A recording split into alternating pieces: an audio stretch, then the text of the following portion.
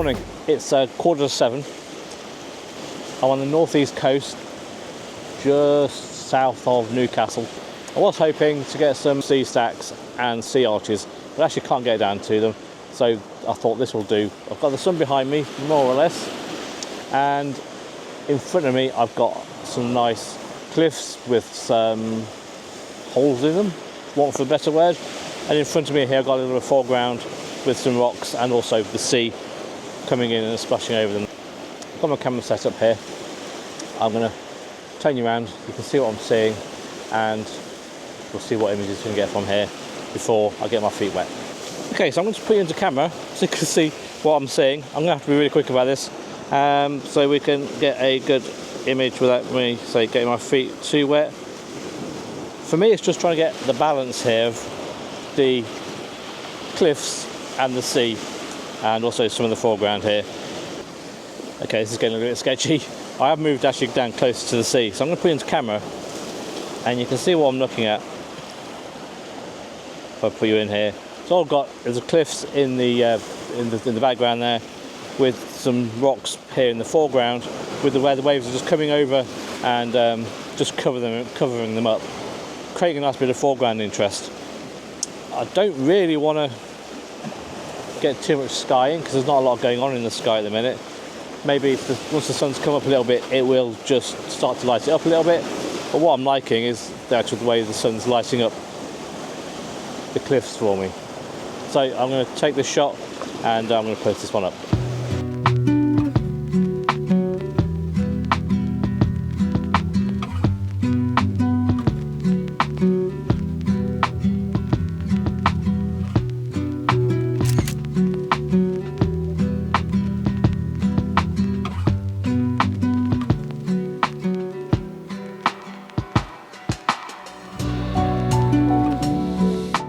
Okay, so I've posted that shot. I'm looking at actually on the back of the camera, wet legs. Looking on the back of the camera, it's just not working for me. I think what I've got going, there's too much going on in the foreground, and then there's not much going on in the background in terms of what's happening with the sea there. So it's not ideal. So I'm going to look for something else and see what I can find. Like I said, that image wasn't really working for me. So what I've done is actually turned the camera around about 90 degrees. Making it a little bit more simple. I've got rid of the background cliffs with all the holes in. Wasn't really doing much for me, to be honest. So actually this is probably quite a nicer image, a bit more simple, a little bit of colour in the background, coming up from the right hand side where the sun is actually risen quite well now. So hopefully you can see this here now. So I've got this rock over here on the left hand side just to give you some background interest. Over on the right hand side here, got a little bit of a glow from the sun. And then I've got these rocks down the foreground here, which I'm going to do a long exposure on and just capture some movement in the waves as they come in and see what I can get. So I'm going to post this image up now, see what you think, and I'll try and find somewhere else.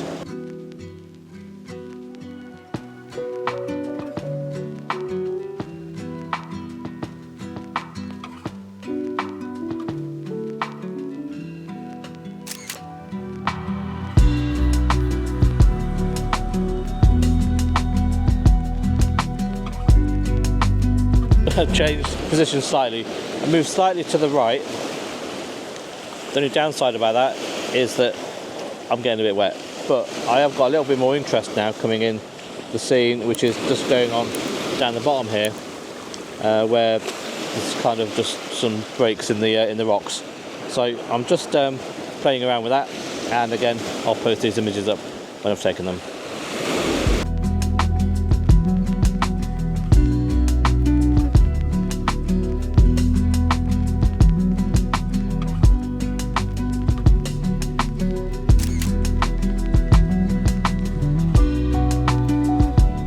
Okay, so I'm going for a slightly more intimate shot here before I head off back up the hill and then back home.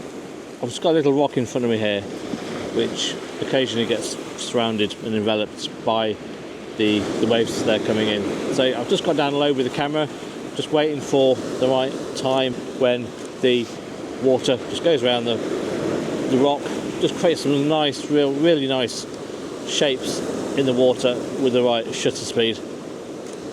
And just nice simple shot. Nice bit of colour in the sky in the background, so nice image to finish off with. So I post that up and I'm going to head home.